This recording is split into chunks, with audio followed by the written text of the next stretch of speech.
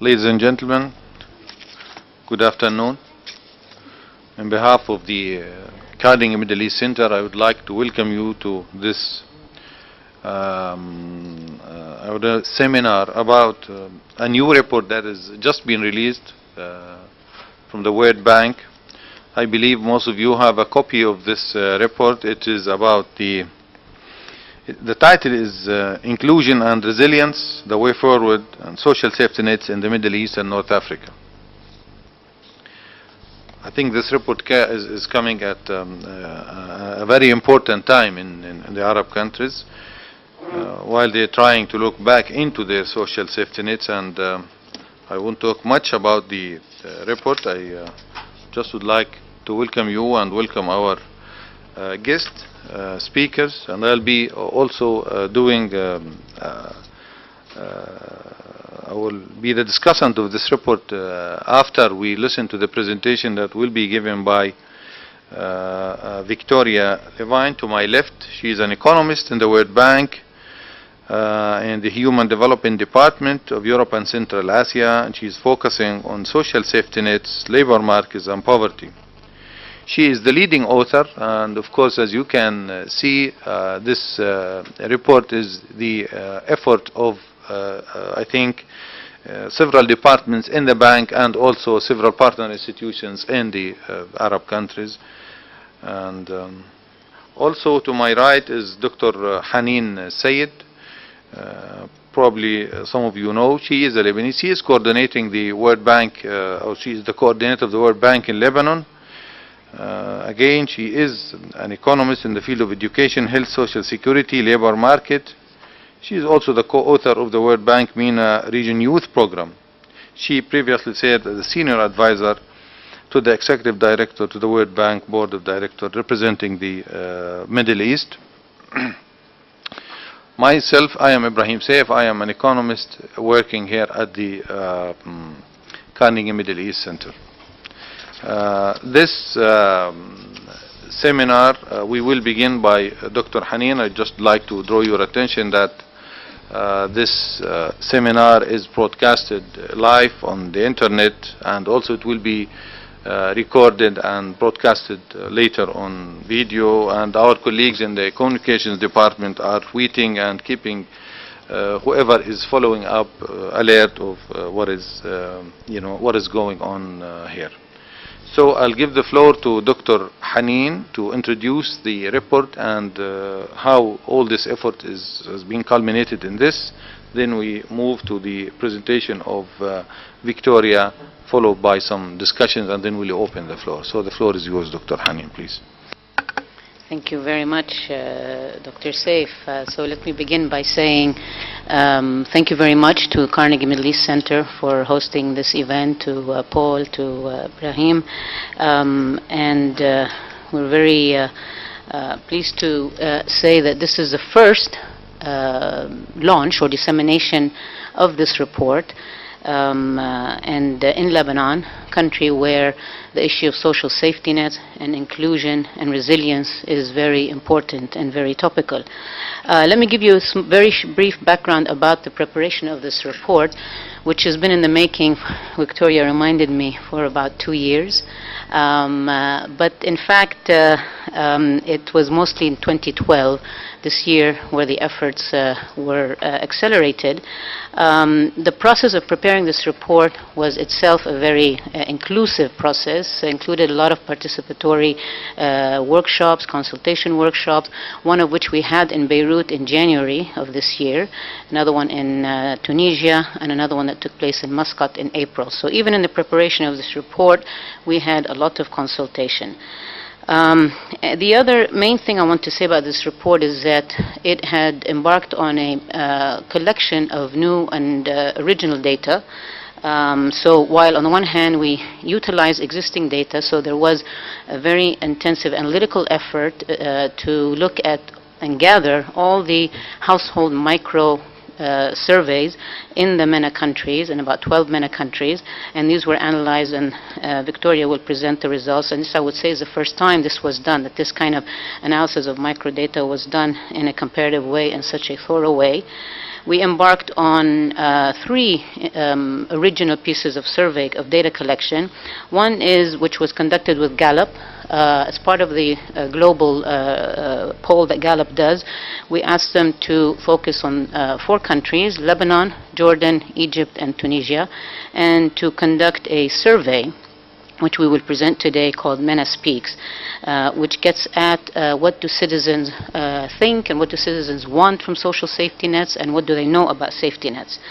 Very interesting results, and today literally is the first time that we will be presenting some of these results with a focus on Lebanon, I would like to say. This is a regional report, but today we will be also, of course, highlighting the Lebanon results.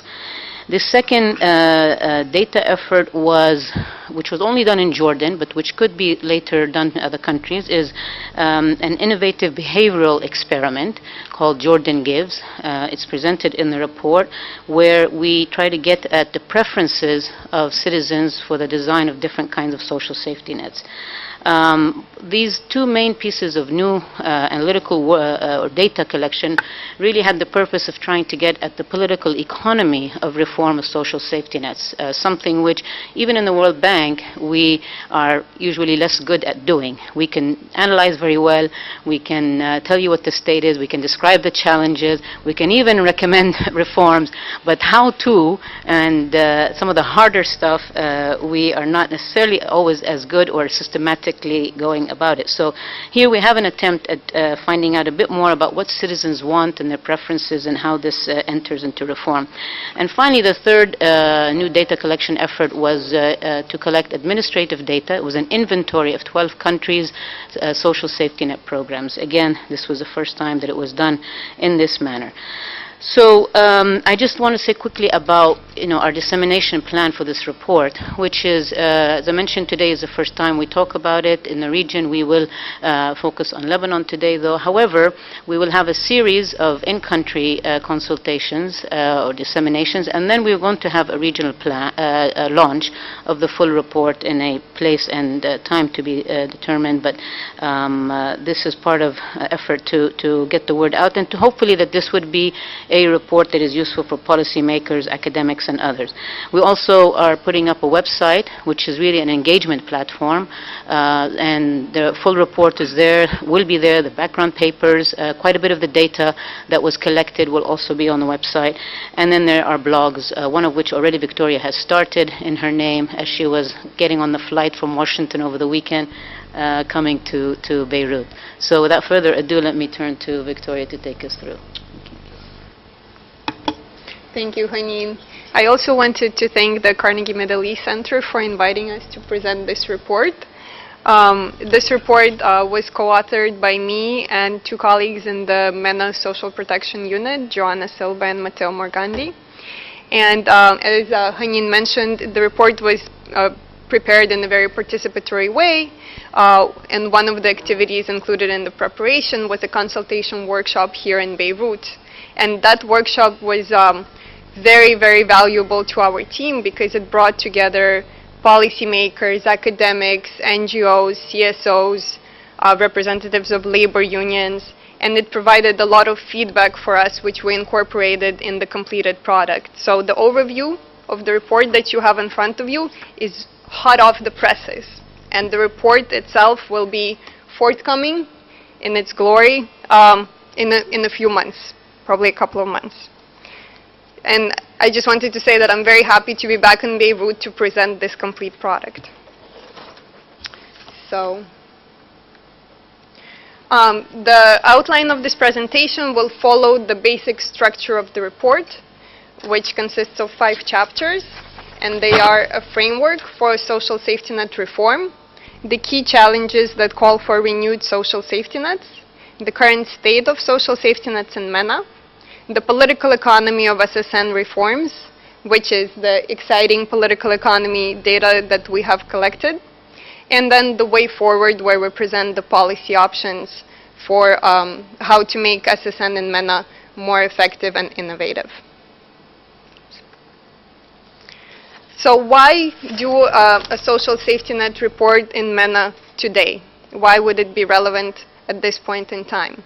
The recent events in the region have brought a clear demand for a renewed social contract between citizens and governments.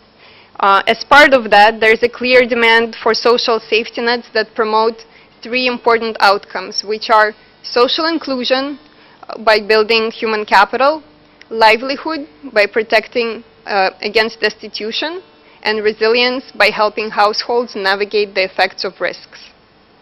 So in the recent couple of decades, MENA experienced substantial growth, which lifted a lot of people out of poverty and into the emerging middle class. But also it did not reach, unfortunately, some of the people who still remain poor, unemployed, and marginalized. So in addition, even above the poverty line, many families in MENA remain vulnerable to all kinds of shocks, including economic shocks, natural disasters, and other crises. Social safety nets, or SSNs, as I will refer to them, can help address these poverty and vulnerability challenges. But what are they actually? So the way we define them is that they are non-contributory transfers that are targeted to the poor and vulnerable, and they can include things like income support, such as cash transfers, temporary employment programs, such as workfare or public works, or services that can build human capital, so this would be training programs, for example, and services that expand access to finance, so microcredit programs as well. And another thing to keep in mind is that the SSNs can serve many functions. And the reason why they're so important is that without them, poor families can plunge deeper into poverty and destitution. Malnourished children can perpetuate intergenerational cycle of poverty. And near-poor families can fall into poverty as a result of a short economic shock. So what are the objectives of this report? Well, we had two objectives. The first was to bring together new evidence, as Hanin was mentioning, new data and country-specific analysis to enhance the knowledge of the state of social safety nets in the region and to identify new and emerging challenges. The second objective was to open up and inform the debate on feasible policy options to make MENA SSNs more effective and innovative. So the report attempts to answer 4 questions. The first is, what are the key challenges of the poor and vulnerable in the Middle East and North Africa that call for renewed SSNs? The second basically assesses the current state of social safety nets by asking to what extent are they achieving their goals of promoting social inclusion, livelihood, and resilience to crises. The third question is just to see what it is that citizens in MENA want in terms of SSNs. And finally, what types of policies can be part of the agenda for SSN reform, and how could these policies be developed for maximum effectiveness? So let me first briefly outline the framework for social safety net reform to keep in mind as we go through the report. The recent events in the region had citizens reevaluating the social contract, and they put social safety nets under increased scrutiny. So on the one hand, vulnerability in MENA appears to be on the rise. As the Gallup World Poll shows, an increasing share of people in the region experience difficulty in providing their families with basic necessities. At the same time, in some countries in the region, the majority of citizens are dissatisfied with the way their governments are assisting the poor. As you can see, actually, in Lebanon, the dissatisfaction rate is the highest, with only 23% being satisfied. So how can social safety nets help to address this situation? The framework that we set out in the report suggests that effective social safety nets can promote 3 important outcomes. They are inclusion, livelihood, and resilience. The first has to do with increasing human capital and assets of the poor, and thereby leveling the playing field in a society. The second protects the poor against destitution and mitigates the effects of poverty. And the third helps households navigate the effects of idiosyncratic and systemic shocks. So the framework tries to portray that different SSN instruments are better suited to address different outcomes. In the MENA region, the SSN instrument that MENA relies on the most, well, the two of them, are price subsidies and in-kind transfers. As you can see, they can play definitely a role in terms of protecting livelihood and even somewhat improving resilience to crises. However, they suffer from two disadvantages. First of all, they're both very costly in terms of the fiscal burden and in terms of distortions that they can create. The second disadvantage is that they're not very well suited to promoting inclusion. So what we tried to show with our report is that there's a much wider menu of SSN instruments that is available to countries to take advantage of. And in fact, such instruments such as conditional and unconditional cash transfers, workfare, fee waivers, they all have been proven to effectively promote social inclusion and to help with livelihood and resilience as well. So another thing to keep in mind in our framework is the empowerment factor. So empowerment can be both an outcome and the tool of SSN reform. So effective social safety nets empower people by protecting their livelihoods, by making them more resilient to shocks, and by including them in a fairer society. But also within the SSN design itself, empowerment can happen on its own. So if we can engage people and discuss with them the design of the social safety net, or include them in the provision of social safety nets, for example, this would also empower people. So the key challenges that SSNs can help address in MENA are poverty, vulnerability, and social exclusion. As I was mentioning, the recent economic growth in the region in the last couple of decades helped a lot of people to escape poverty. But two particular groups remain at a higher than average risk of poverty. The first such group is children. As you can see on the graph on the left, in Yemen, for example, in the latest household survey we had, 1 in 3 children remains poor. In richer countries, the poverty rate of children is lower, but as you can see, it's still much higher than the overall poverty rate in the country. So being born into a poor household puts a child at a significant disadvantage from the very start. Usually, they're born into a household where both parents have low or no education. The household is usually much larger than for richer children, and also a lot of basic housing amenities are lacking. The second group that suffers from higher than average risk of poverty is residents of rural or lagging areas. Sometimes they're called pockets of poverty. So as you can see, poverty in rural areas can be twice as high as poverty in urban areas in the region. In Lebanon, this is observed in pockets of poverty such as rural Akkar and Diniya region, and in concentrated slums around the cities. So usually in these pockets of poverty, not only is poverty itself much more prevalent, but also access to basic health and sanitation services is lacking, and human development outcomes is much lower than the national average. So the poverty challenge is very vividly portrayed by performance on human development outcomes of different countries.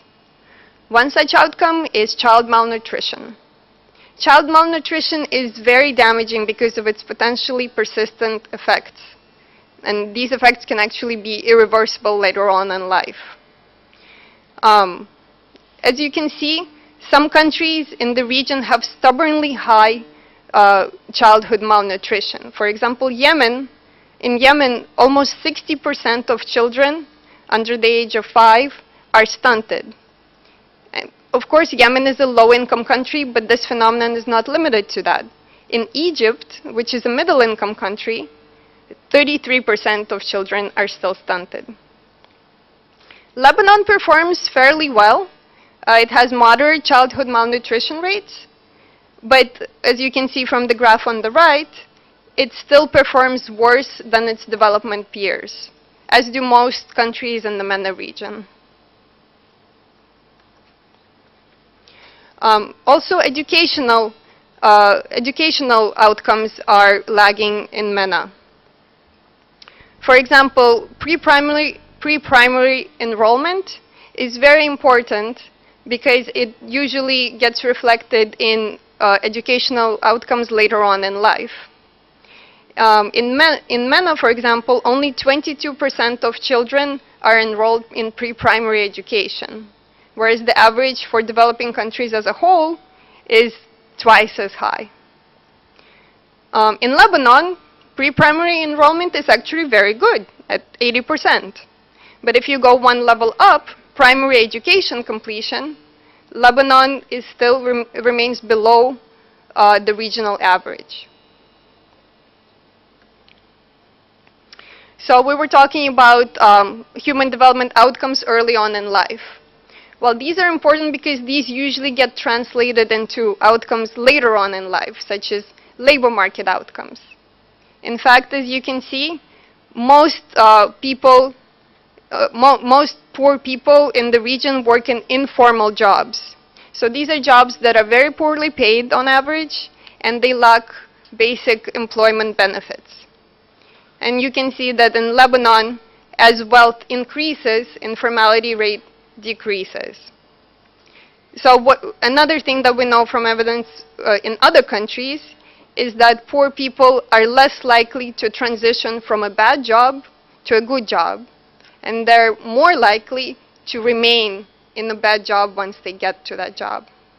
So that's very important. So right now we've been talking about poverty, but even if households are not poor, not all is well. So many households in MENA remain just above the poverty line. So any small shock can plunge them back into poverty. And this is especially so because most of their expenditures are tied to essential items such as food or rent.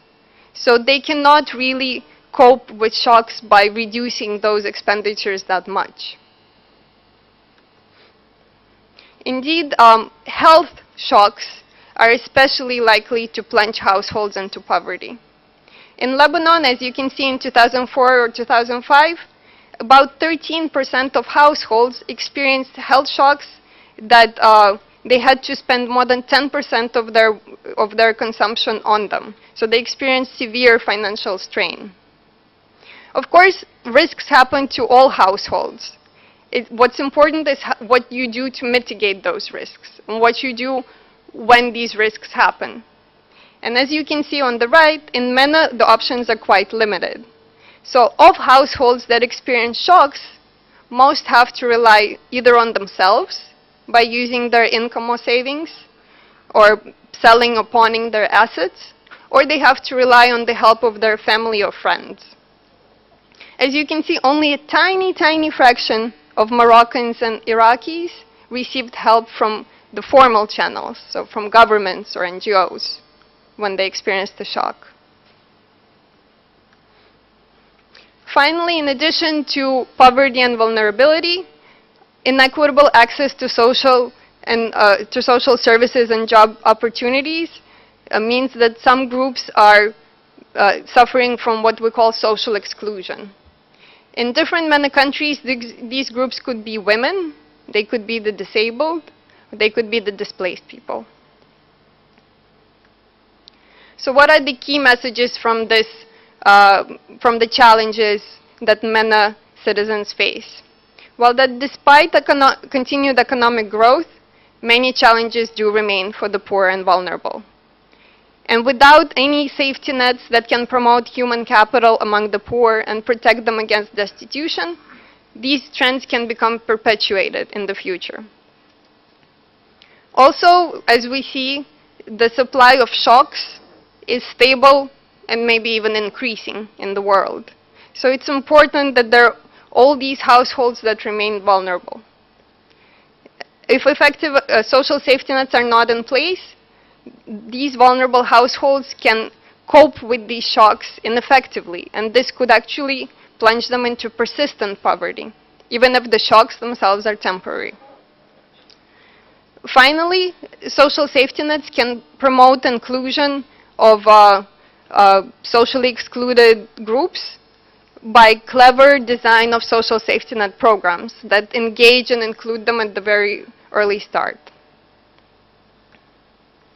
So now that we've talked about the many challenges, what do existing social safety net programs do to help address those? Well, the fact is that the MENA region mostly relies on universal subsidies, and especially so on fuel subsidies. So at a first glance, if you look at the two bars on the left, it looks like MENA spends much more on social safety nets than comparator developing countries. But this is solely due to spending on subsidies.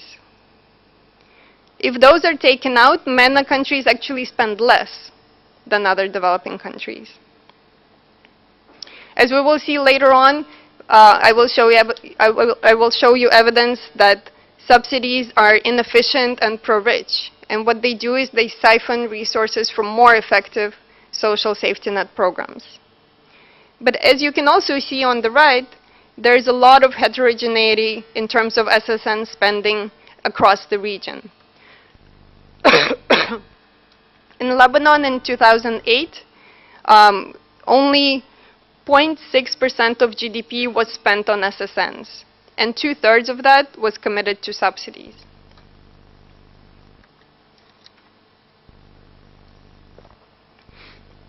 Also, subsidies aside, many programs in MENA are small and fragmented. So as you can see, there are two extremes here. On the one side, Iraq and Syria, for example, they have very few non-subsidy social safety net programs. On the other extreme, we have countries such as Jordan, Morocco, and some Gulf states. These countries have more than 10 non-subsidy social safety net programs. And these programs usually have overlapping objectives, overlapping target groups, and they sometimes provide the same benefits to the same households. Lebanon lies somewhere in the middle. There are about 8 programs, and most of these programs provide fee waivers and education and health benefits, and some training. As you can see, programs in Lebanon do not provide cash. We will talk later in the presentation whether this reflects the preferences of Lebanese citizens. Sorry.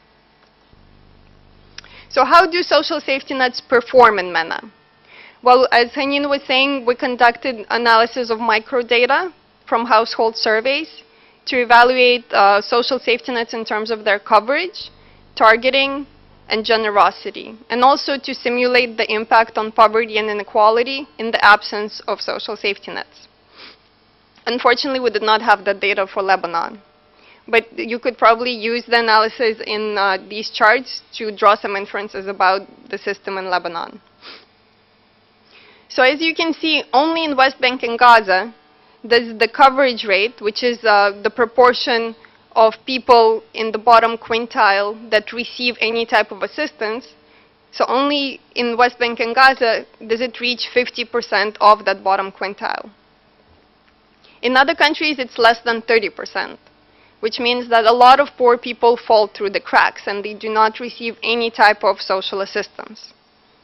As you can see, other regions in the world, such as East Asia and Pacific, Europe and Central Asia, or Latin America and Caribbean, perform much better in terms of this indicator.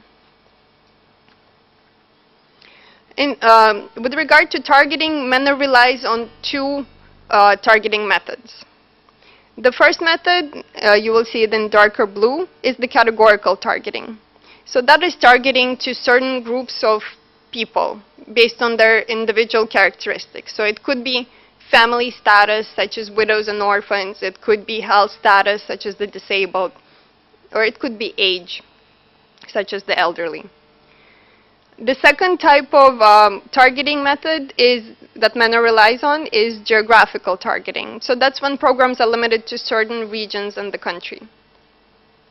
These methods can definitely work, but they work in environments with concentrated poverty. So when poverty is concentrated in certain areas of the country, geographical targeting performs well. But when poverty is multifaceted, when it has many different causes, and when it's dispersed around the country, geographical and categorical targeting do not perform very well. And instead, individual assessment methods perform much better. These individual assessment methods could be testing based on income or means, or proxy means testing, which is correlates of poverty. So Lebanon, as you can see, still has a lot of programs that are based on categorical targeting, some that are based on geographical targeting, but it does have one program, which is the National Poverty Targeting Program, which applies proxy means testing.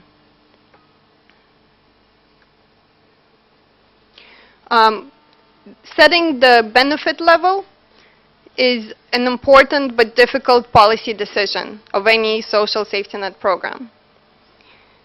The benefit generosity, you want to set the benefit so that it's large enough in order to protect households against destitution, but you don't want to set it too large, because then it could disincentivize people from participating in the labor market.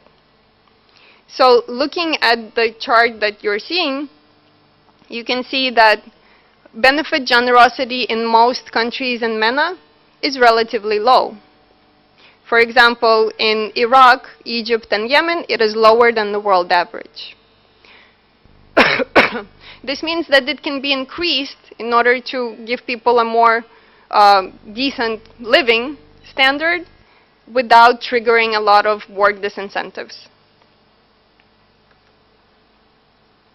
So in order to combine all these different assessment characteristics, we did simulations of what would poverty and inequality look like in the absence of social safety nets. And we found that with the exception of West Bank and Gaza, the poverty and inequality effect of social safety nets is quite limited. Especially if you compare it to regions such as Europe and Central Asia, or Latin America and the Caribbean. And this is explained, as we saw before, by the low coverage of social safety nets, by their poor targeting, and by their insufficient generosity. But what about the subsidies, the one SSN instrument that we haven't discussed in terms of performance? How do they perform? Well, as you can see, the distribution of benefits of subsidies is very pro-rich. And this is especially true of fuel subsidies. For example, in Egypt, 60% of subsidy benefits go to the top quintile. This is probably not surprising. This is because rich people are the ones who own cars and who spend more money on fuel, and thus they receive most of the benefits of having that subsidy. In terms of food subsidies, they're much more evenly distributed because everyone has to eat. And there's only so much bread that even a rich Jordanian can eat in a day. Still, even with food subsidies, there's still leakages because of the manipulation in terms of the supply chain when these are provided. So this is important to keep in mind. However, subsidies, despite their disadvantages, do affect the poverty rate. They do reduce it just simply because of their sheer size and their coverage. So this is important to keep in mind when considering subsidy reform. In order to make sustainable subsidy reform, other social safety nets have to be there to compensate the poor and vulnerable. For example, you can see from this chart that food subsidies in Egypt and food ration cards in Iraq reduce poverty incidence by about 30%.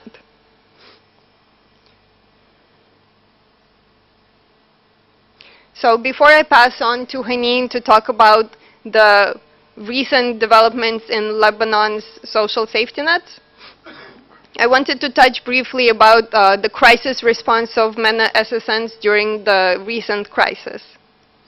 So what did the SSNs in MENA do when the crisis hit? Well, there were two most common responses. The first was scaling up universal price subsidies, and the second was increasing public sector wages. Both of these solutions are very costly, and they're very difficult to reverse once they're in place.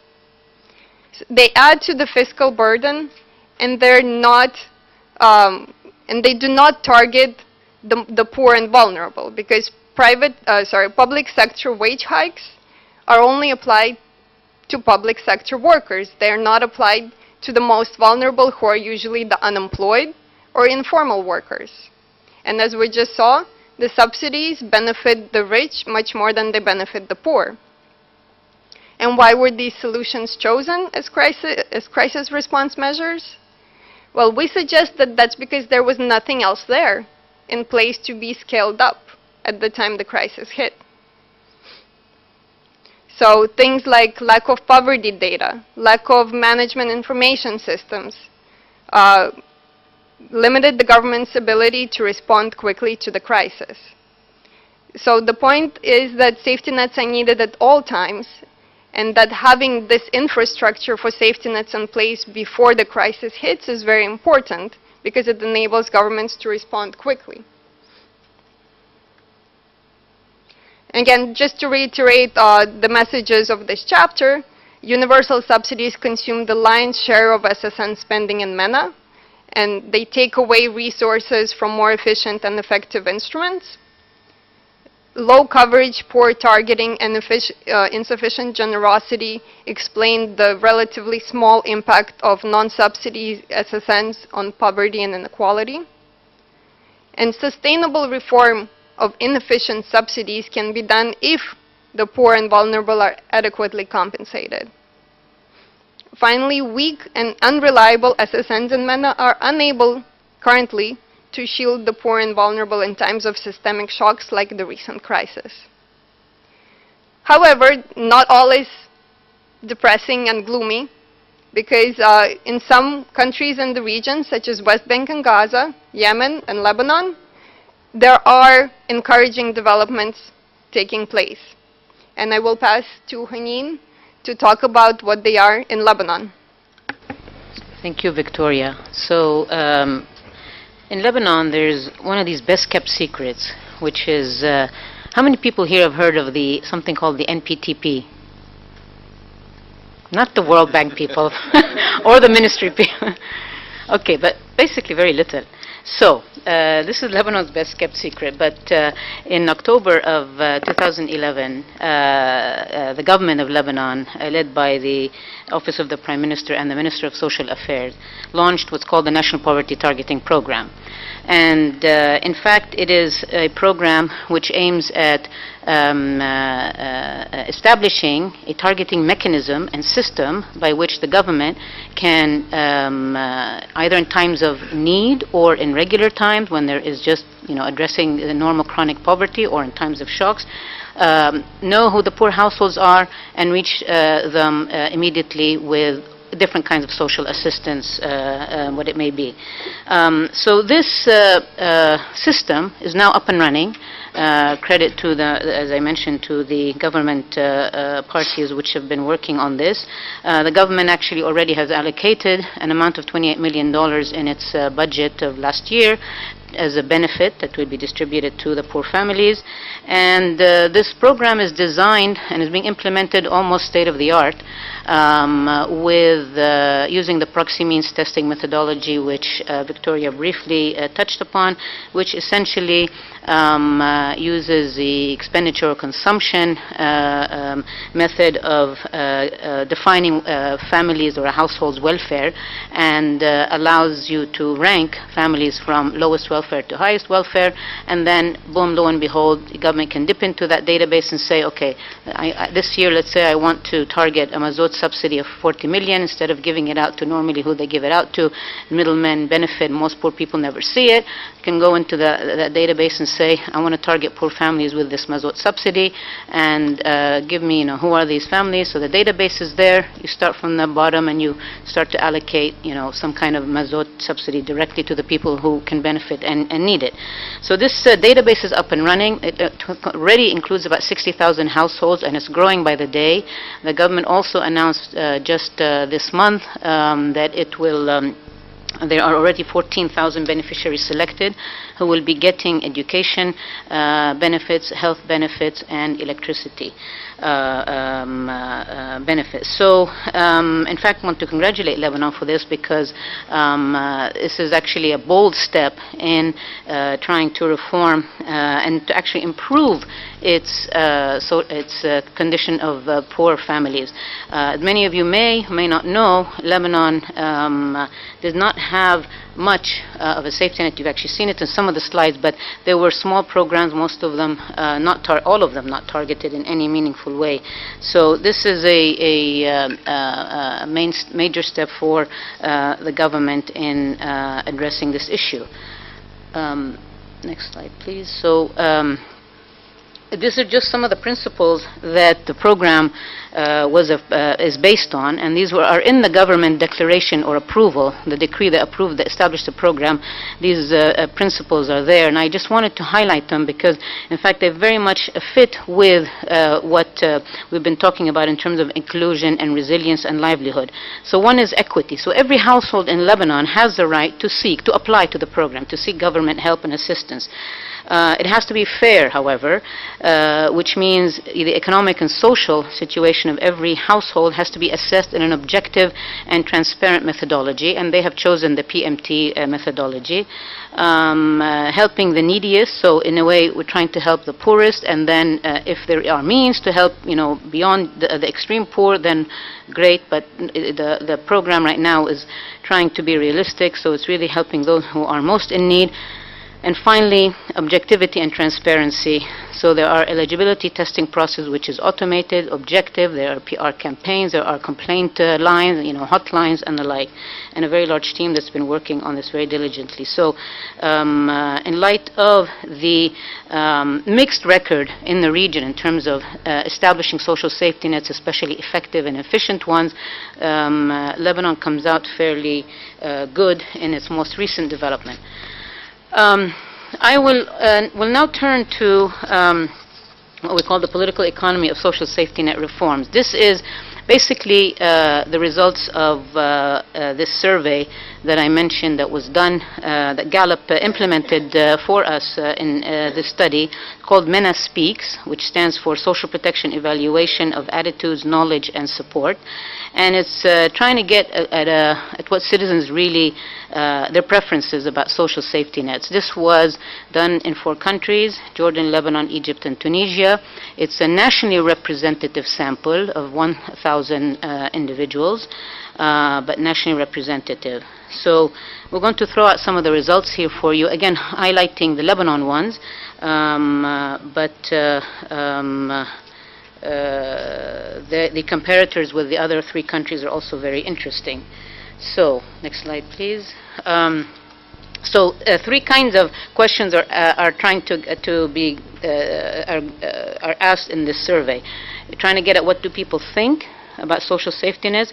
What do they know, and what do they want? So on the first, what do people think? People were asked, who should be most responsible for the poor in your country? And it's interesting, in Lebanon, 83% of people think the government should be responsible for the poor. And only 8% thought that charitable organizations, and 5% said religious groups should be responsible.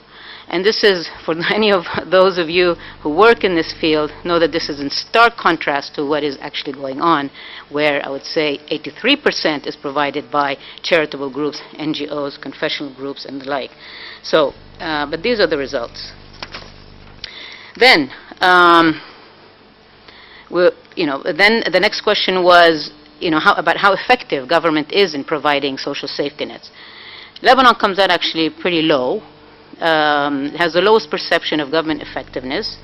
On average, you had about 22% of Lebanese think that the government is very or somewhat effective only, which is kind of like Egypt, as low as Egypt, but much lower. Jordan and Tunisia had good results in the 60s in terms of what citizens felt the government's effectiveness was. And interesting, the wealthier Lebanese, because these results are by quintile, by income quintile, wealthier Lebanese are more critical of the government effectiveness in social safety net provision. And this could be something to be discussed as, get your feedback on this as to why. And then, next slide, please. So what do citizens know about social safety nets? In Lebanon, although awareness it's fairly high, it does and it increases with wealth, or let's say, among the poor there is less knowledge, but variation is not as high in terms of poorer and richer, but there is generally good awareness. Next slide, please. Now, the next three slides, which I'll very quickly go over, went then and asked about the different social safety net programs that Lebanon has. What is the awareness? And here we have hospital fee waivers. We have the Ministry of Social Affairs welfare programs.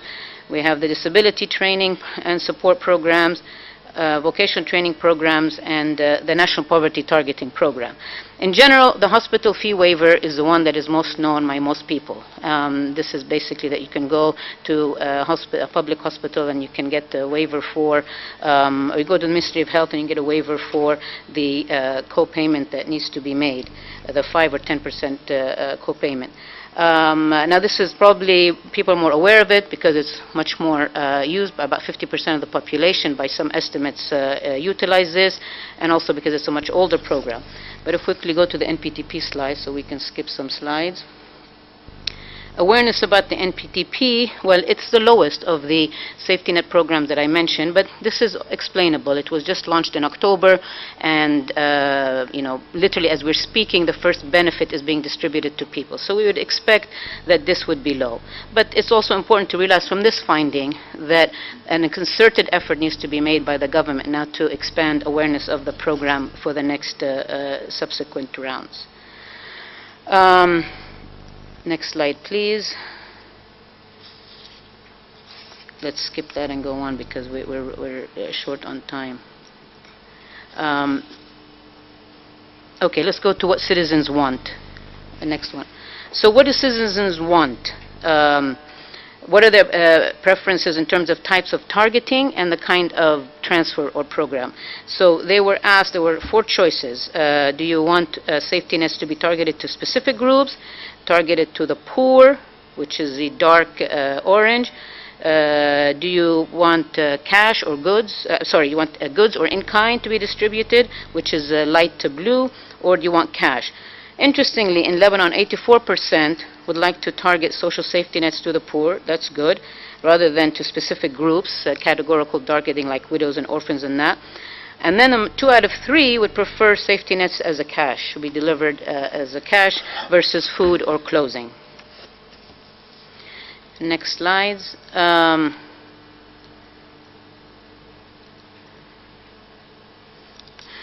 We can forget conditionality because there's too much detail. Let's go to the subsidy reform questions.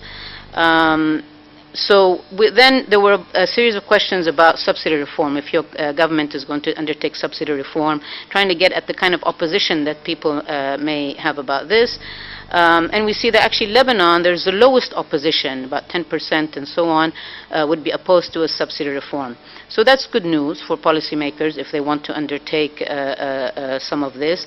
It's going to be obviously much harder in Egypt and in Jordan, but where more than 60% oppose.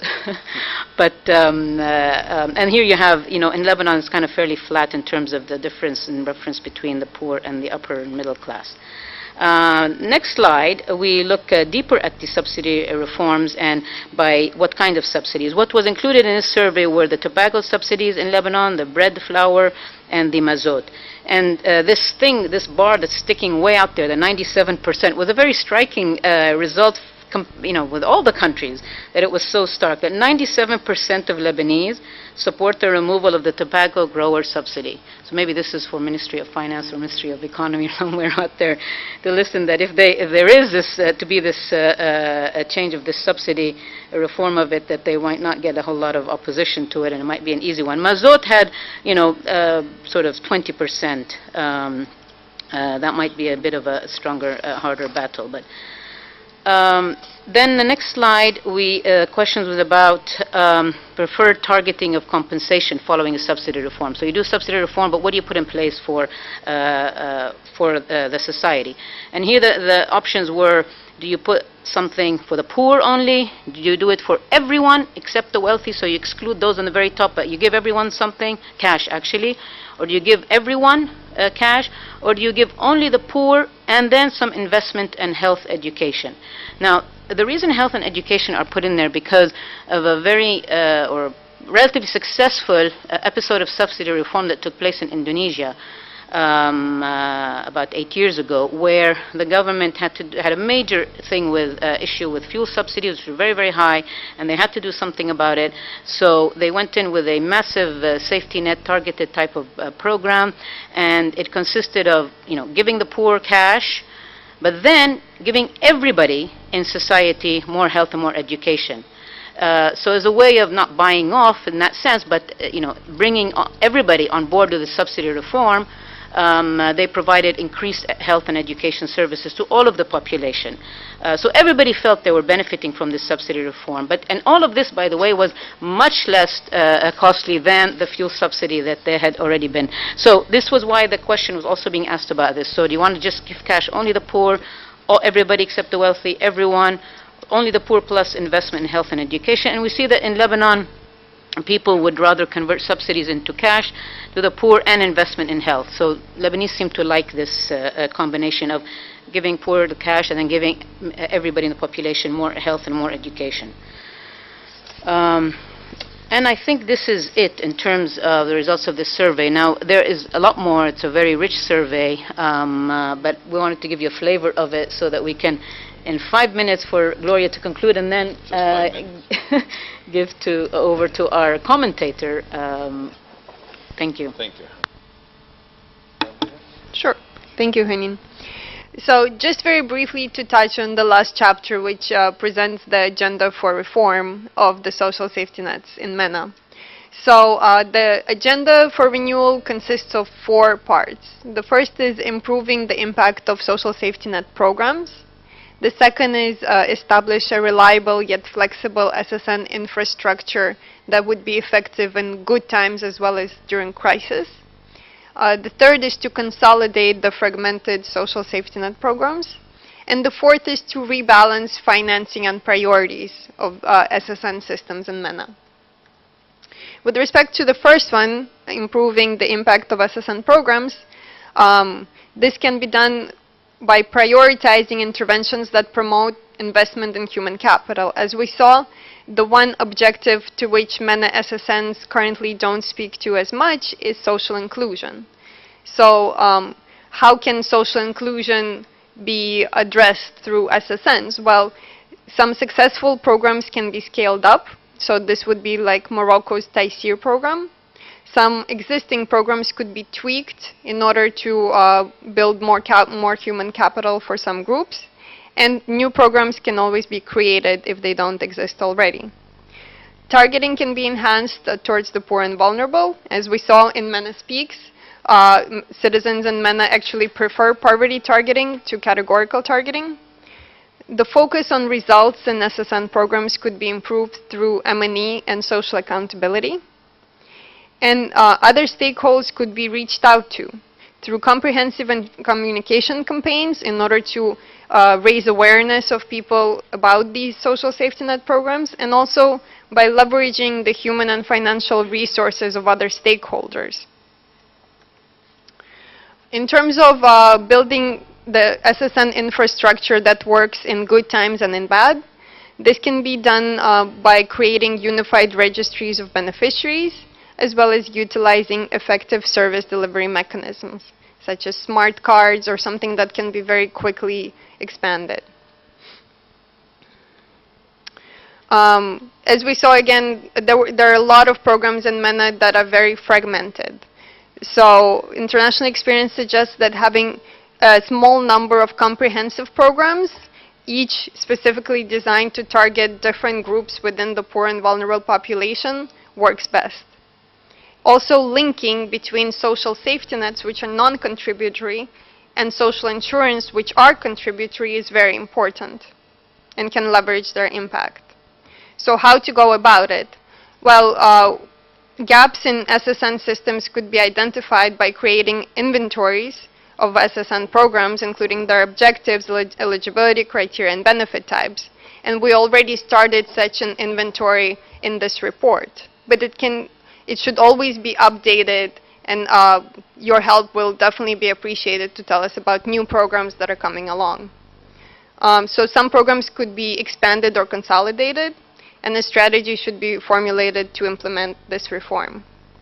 And finally, in terms of rebalancing financing and priorities, this is as we saw in MENA, the most preferred instrument right now is subsidies, but how do we get away from it? So the way to get away from it, sequencing is very important. So first, spending on non-subsidy SSN needs to be increased, and coverage of them needs to be improved to provide a safety net when these subsidies will be removed for the poor and vulnerable. Also, in terms of reforming the subsidies themselves, this can be done either through internal or wholesale reforms. Internal reforms could include improving subsidy targeting, decreasing the leakages that happen in the supply chain of the subsidized goods, and reforms like that.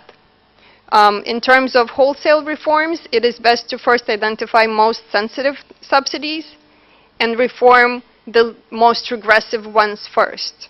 So as we saw in MENA Speaks, in Lebanon, tobacco grower subsidy appears to be the least sensitive, while bread appears to be the most sensitive. So bread should probably only be reformed once there is trust and credibility created to do that. And finally, and very importantly, engaging citizens early in the process in terms of the dialogue and preparation for subsidy reform is very important. And again, as we saw in MENA Speaks, in Lebanon, the most preferred compensation package appears to be cash transfers to the poor, combined with investment in health and education for all. Thank you. Thank you. Thank you, Victoria. Thank you, Haneen, for this rather comprehensive review of this report. I know that a lot of details that have been presented, but as Haneen alluded to, there will be a kind of blog, and I'm sure the report will be online. Before open the floor for discussions, I have a couple of comments to make, since I have the pleasure to read the report, and one of the difficult things for a discussant is when you agree with most of the contents, then it's difficult to position where you come from. And Haneen has even listened to some of my views even before I've read the report on the importance of targeting subsidies and the social safety net spending in the Arab countries. But now the questions, having established these facts about the inefficiency of social safety net spending and how inefficient these programs have been made, I was thinking, what is the missing element in this, and how can we really practically moving forward in this process. And so this is where I wanted to focus my comments, because now, if I to summarize the report, most of the MENA countries are spending adequately on social safety net per se, but it's not inefficiently utilized or used. And the challenge is, how can we sort of revisit this, reallocate this in such a way where we can create the balance in targeting the poor, in targeting those whom are in need, and also in continuing on keeping these vulnerable groups. And for that, I think it's not lack of knowledge about how inefficient social safety nets in Arab countries that actually prevented or delayed the process of beginning or starting the reform. It is, I think, the political environment within which this social safety nets or spendings have been taking place. If we to take the example of Morocco or Egypt, where there is, in Egypt in particular, the fuel subsidies actually is as much, or it's actually higher than what is the government is spending on health and education together, which is really quite significant number. Yet the illiteracy rate in Egypt is, I don't want to venture into the number, but I think it's more than 30%. In Morocco, we have a similar case where there a lot of spending, yet on the success of government on this, in the field of social services, social delivery and spending is really outrageous in that regard. It is part of the social contract. It's part of this social safety net was sort of politicized in such a way to buy allegiance and political allegiance and loyalty, more than actually that institutionally or professionally they were not seeing that what it's happening. Now we have established even a more, where this report is providing even a more concrete evidence on the needs to do this. And now where I see the importance of this report now is that it is coming where our new governments are really trying their best to open some fiscal space. And most of these governments, or most of the countries that we've been discussing, is actually they're suffering from fiscal sort of strain, and they have budget deficit, and they would tell you we cannot spend more. So we're challenging them and telling them you don't need to spend more, but just revisit what you are spending, and probably that would help even the poor that are so far have been, by their names, a lot has been spent. And now we know that even some of the figures that probably Victoria did not present is that how much the rich are consuming out of this. It's really a significant number. It's sometimes 5 times what the poor are actually benefiting or directly taking advantage of this.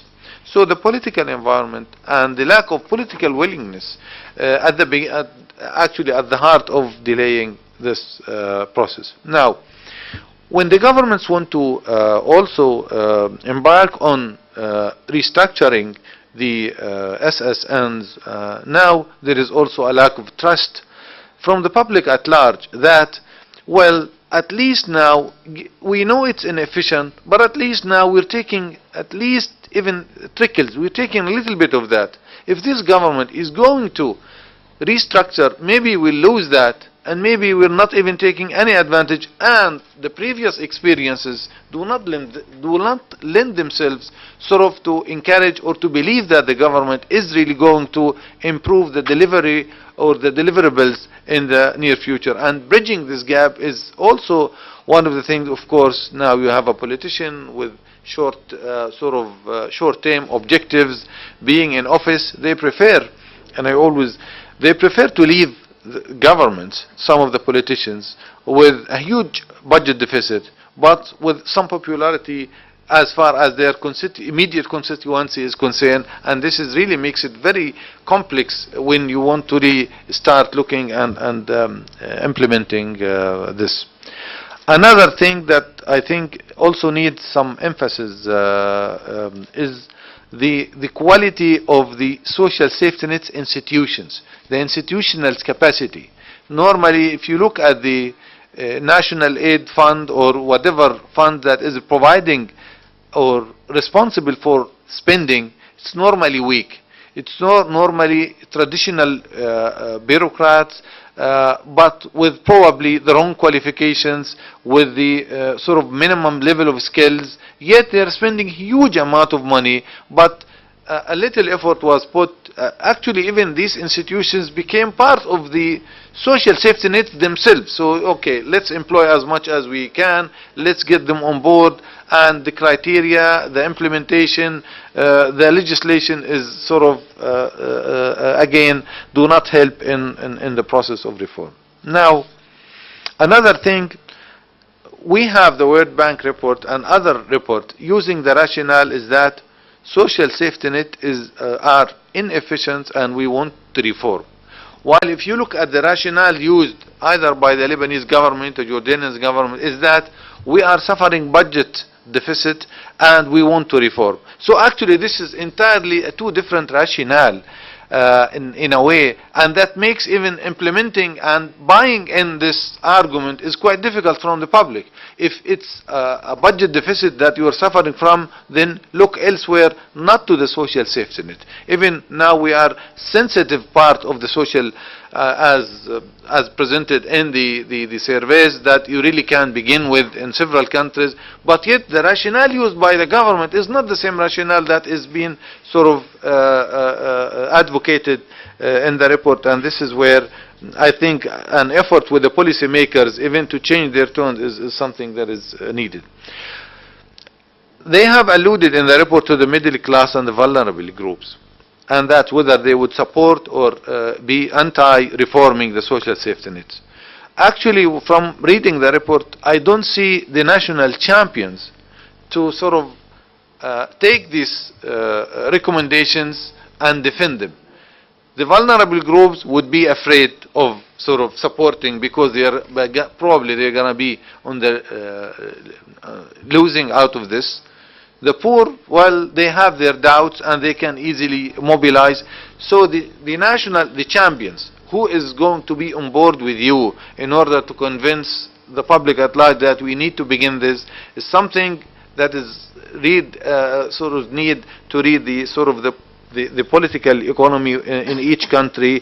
And here I would say that probably engaging some of the NGOs that whom are providing I would say a successful or a reliable services in health and education, get them on board, probably expanding or allocating some of the resources. You could identify a number of NGOs that are really successful in providing services. You don't want to replace or dislocate them. You need to strengthening such institutions and see how can you go and also get the message that we are not in the game of reducing the social safety nets or the spending as much as making it more efficient in a way. And here where I will end is that also you cannot overlook the role of the media in this, because actually either you win it with them and you really sell your case there, or the next day you will say that taking subsidies, and you will find people now, it's easy now, people are mobilized easily, cutting off roads and doing that. That's not only Lebanon, but we can see that the case elsewhere in the Arab countries. So that is actually, though technically we have a good case, but politically I think there is much that needs to be done in order for at least to take the first step. And I would again concur with the conclusion that there are the least sensitive kind of social or the spending that we can target, and this is there where you can establish. And also the example of Malaysia, Haneen has alluded to, is that improve the level of education and health elsewhere. So as a middle class, as a vulnerable group, I can see that I can take advantage of this. So if there is a cut in subsidies, which probably I take a little bit of which, then if I can take advantage of the other, if I can see a better sort of public schools and health, then that also would help in getting our message. I don't want to take longer in discussion, but I will give the chance to Haneen and Victoria to respond, but I will open the floor for any discussion. Please, if anybody have discussion, just briefly identify yourself. There is a mic there. Yes, we have one here, please. Yeah, in the front. Just introduce yourself as we're broadcasting this. Thank you. I'm Zaki Fattah, an economist. And my problem is with the concept of SNN you are applying in the Middle East. We have at least 2 cases where probably a more innovative approach have to be considered. One, and that was the case in Iraq from 1990 until 2003. Suddenly, a huge number of people, almost 4 million, who were government employees, because of the economic situation and the breakage of the value of the currency, the salaries were completely destroyed. A government employee would probably earn $1 a month. As a result, a huge amount of people became on the poverty line. They needed an SNN to cater for their needs. And that was the Food for Oil program, which was employed and applied for almost 13 years. Now, of course, the situation has improved. An average government employee in Iraq now earns something between $500 to $700, but still the oil for food program is going on, which is a great travesty, and therefore we have to differentiate between a situation where people became poor despite themselves, and then when the situation improved, they still remain benefiting from the advantages of the program which was designed for them. Hence, we have to think in terms of designing a concept of SNN which is capable of addressing this type of situation. My next point is, you often hear, well, this economic situation in the Middle East changed. Now we have more governments applying free trade, open economy, etc., etc., and which is supplied. But then we know free trade, open economy requires or contains people in trade and industry going up and down. So maybe therefore we have to think in terms, if the economic policy, economic system changes, how can we therefore adapt our SNN to cater for the requirement not of the static group of poor people, what you've described, but for a dynamic situation where new people become, irrespective of their own situation or against their own will, they turn into a vulnerable group. Thank you.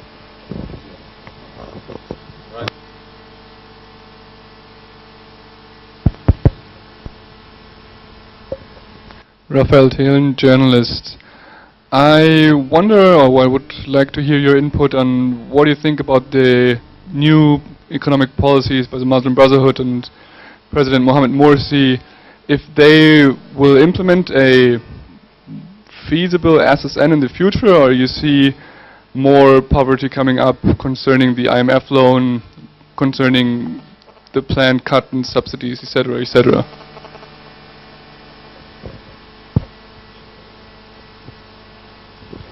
Gisela Nauk, Esquire. I have a question concerning food subsidies. You were putting together the general subsidies with the food rationing cards. The food rationing cards, I don't know exactly how they are implemented in Iraq, but by design they could be a targeted system. So they are not the same as general subsidies. While you, in your report, you were lumping them together and saying these are all inefficient subsidies. So I have a question why you are putting this together, and whether food rationing cards could be a part of food subsidies in a well-designed or in a different, more efficient system.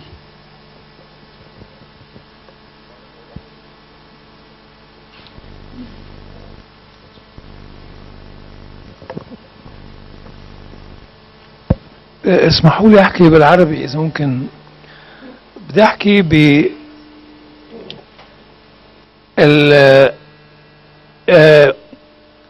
اولا من خلال الحديث في تركيز على معالجة الظاهرة وليس هناك حديث عن معالجة الأساس سبب المرض. الأمر برأيي مفروض يروح باتجاه أنه المشكلة ليست في مشكلة الفقر بل مشكلة مستوى تدني الإنتاجية. عم باخد إذا أخذت المثل الفلسطيني، أنا حاب أنوه أنه المساعدات الخارجية تستخدم كوسيلة لضغط سياسي،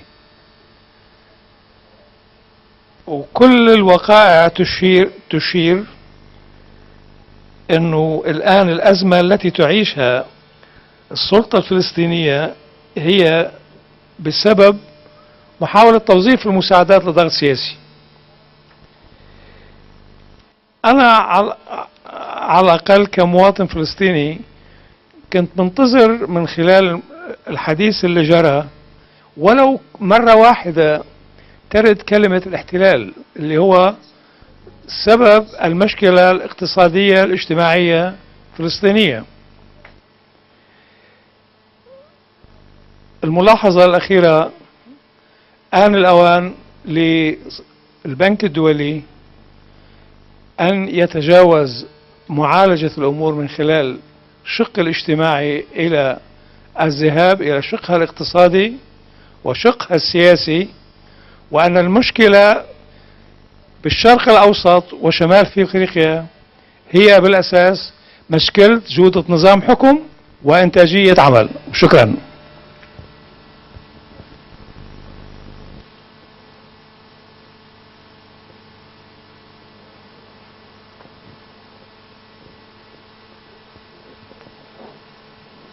Good afternoon.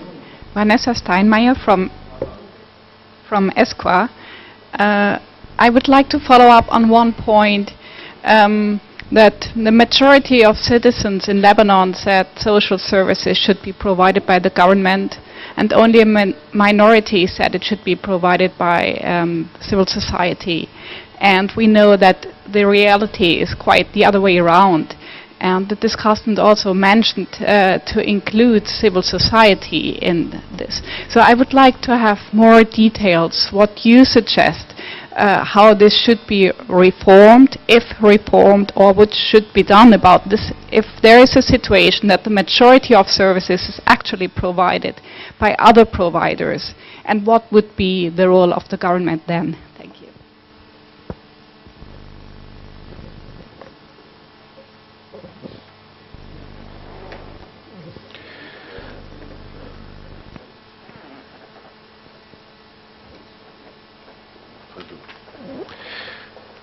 Joseph Awad, YMCA. We have a little experience in the social safety net.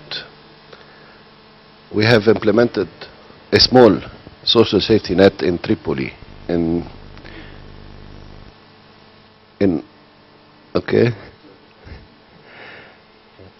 Al-Vayha.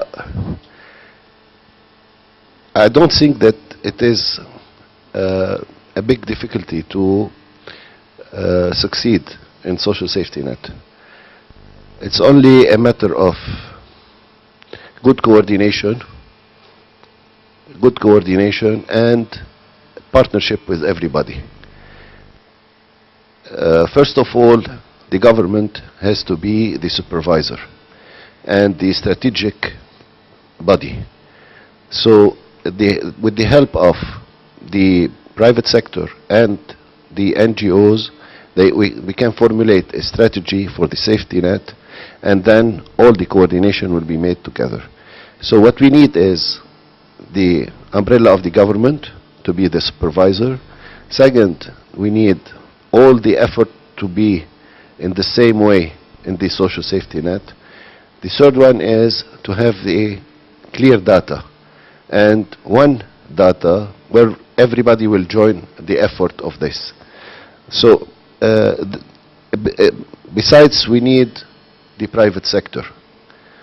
The private sector is a major player in this, and we need their partnership. So I think a good partnership, and with the supervision of the government, we can succeed with a social safety net. Besides, we have to always focus on the emergency of the issue. Besides, we need to have the economic side, which is employment, whatever it is, so we can maintain a sustainability for the income generating in this social safety. Thank you.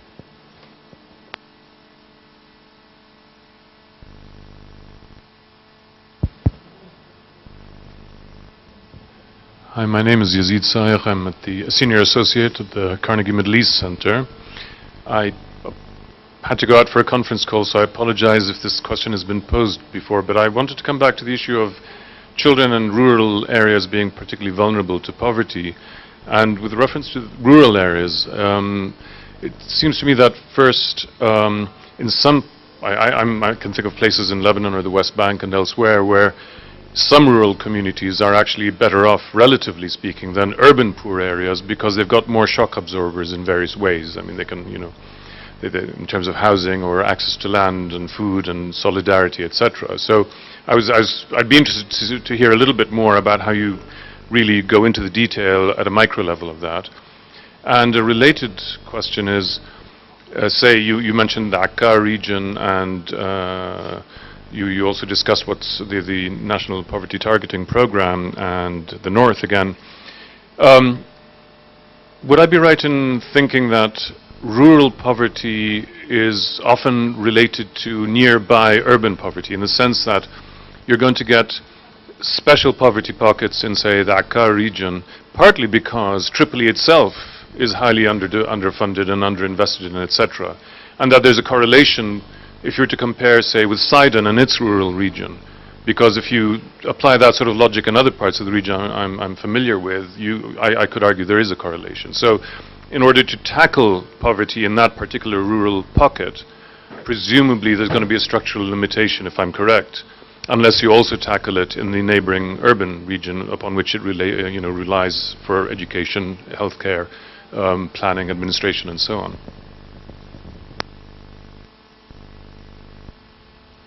I'll add something on this vulnerable groups, that actually you talked about the rural and the children, but I actually was thinking when I was reading the report about the women as well. How, I mean, we know that they are identified in the region as a vulnerable group, but they were not included.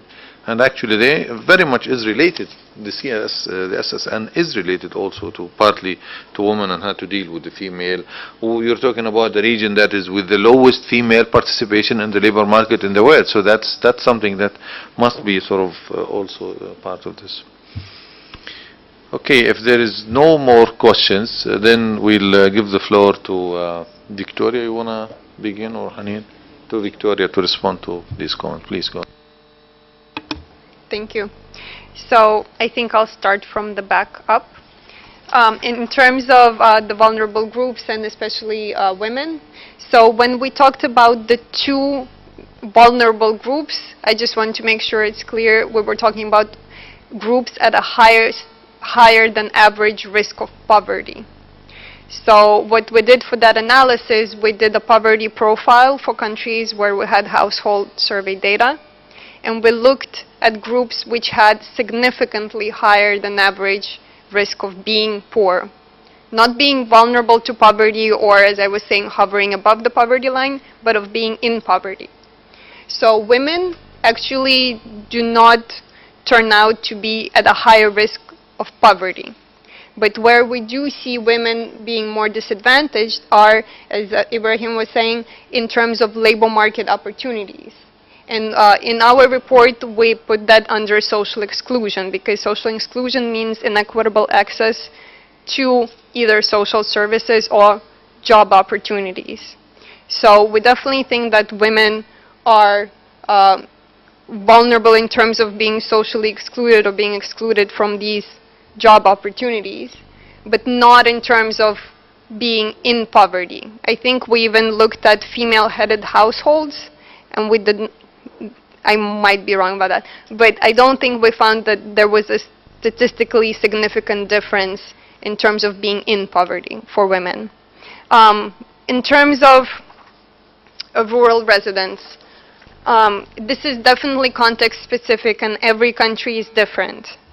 So in some countries which I presented, rural poverty is much higher than urban poverty, and this is again done by the analysis that I just described.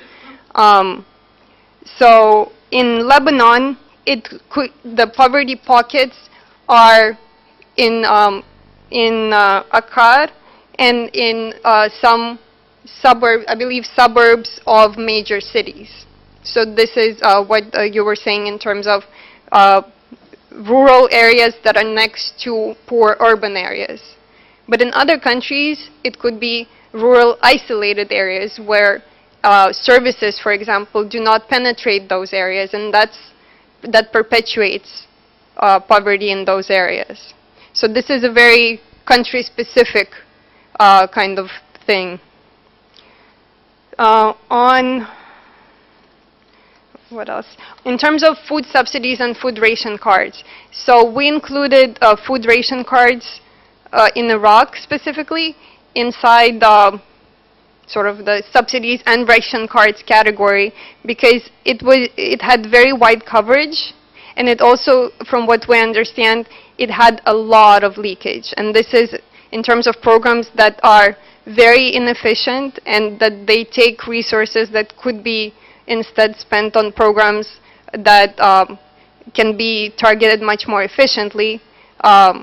It acted in a similar way.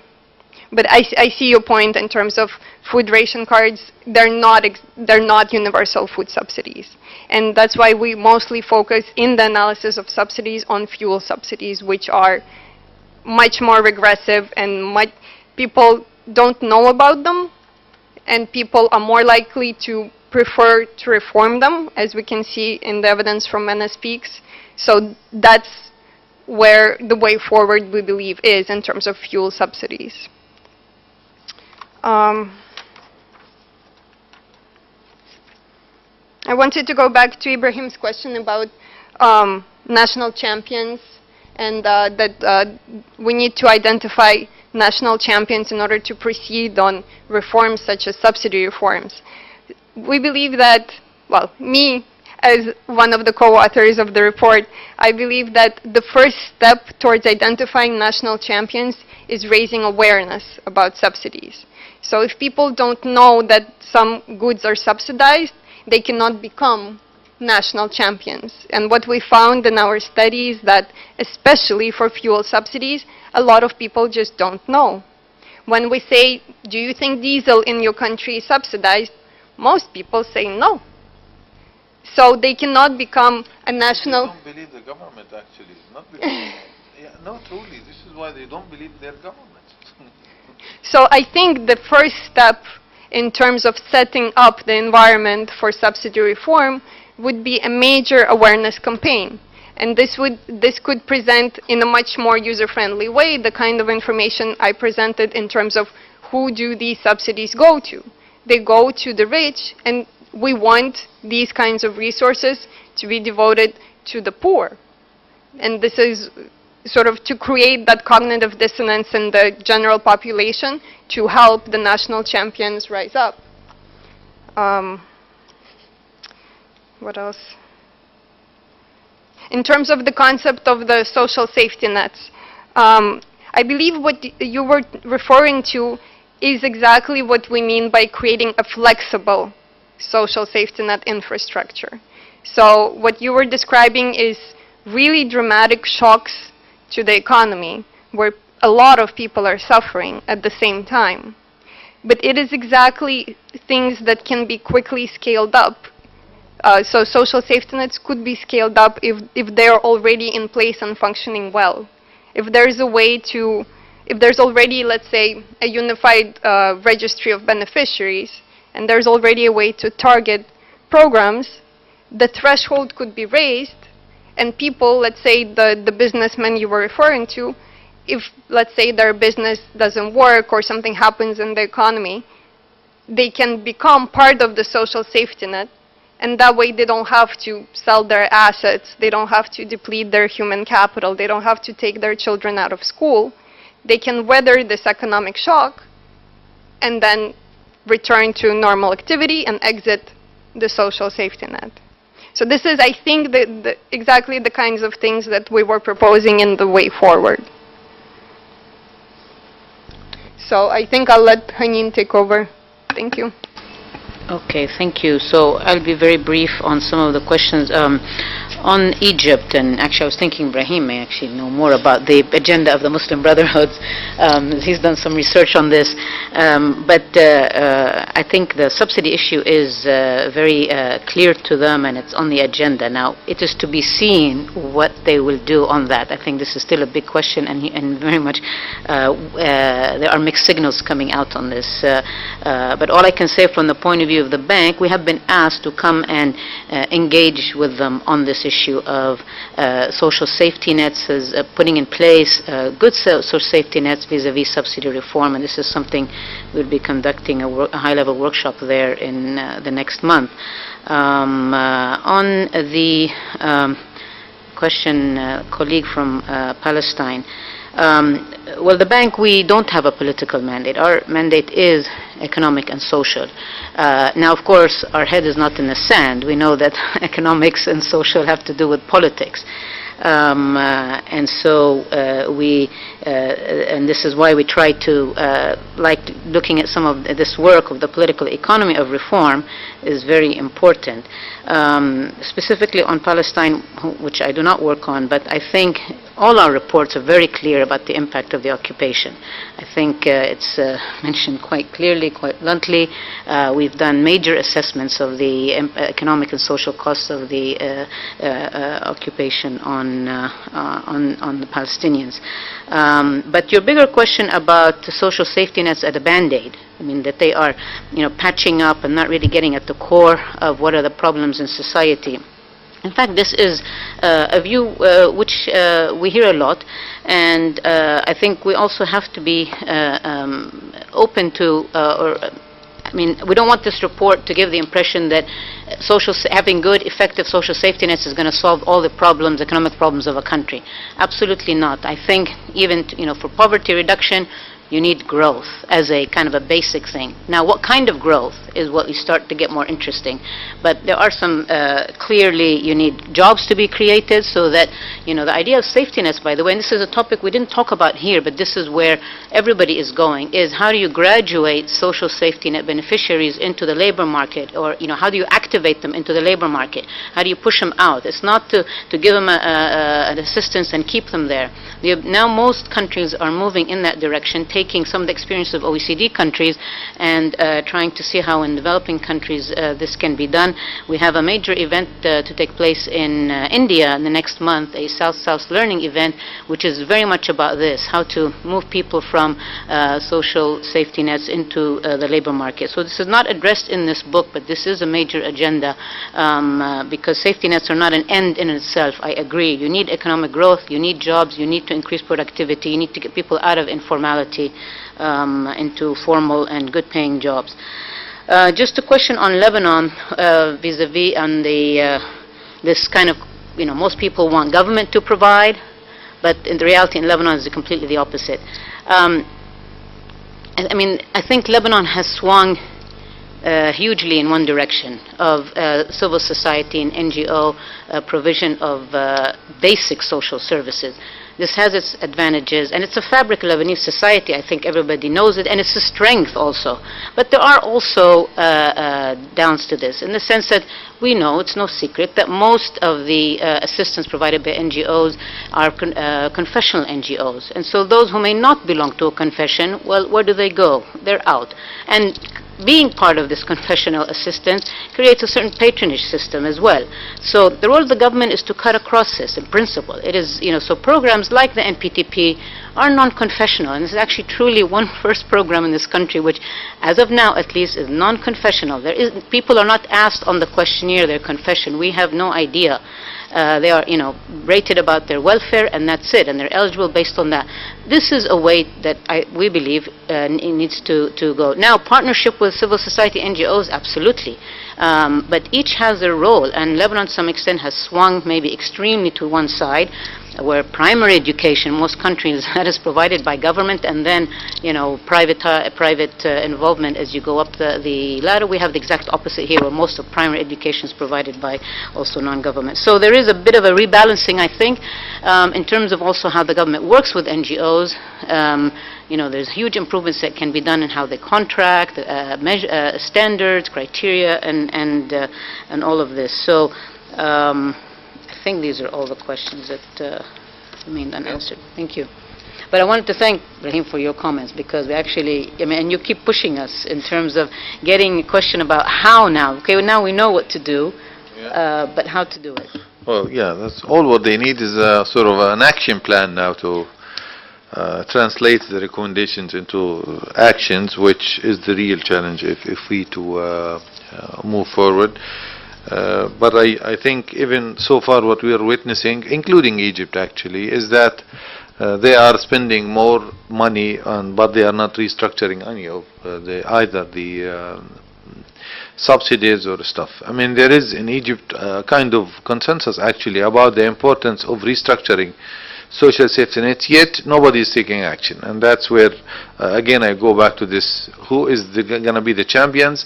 Those who are threatened by losing actually are sort of well organized, and I think they would always try to block any initiative. Well, awareness is something that needs to be done, but I think that's where we need. Well, we'll thank you very much for being with us. Thanks for Haneen and Victoria for this. And I think this debate on social spending and the implications of this is an ongoing debate. Thank you very much, and we hope to host you in another event, Haneen. Thank you. Thank you.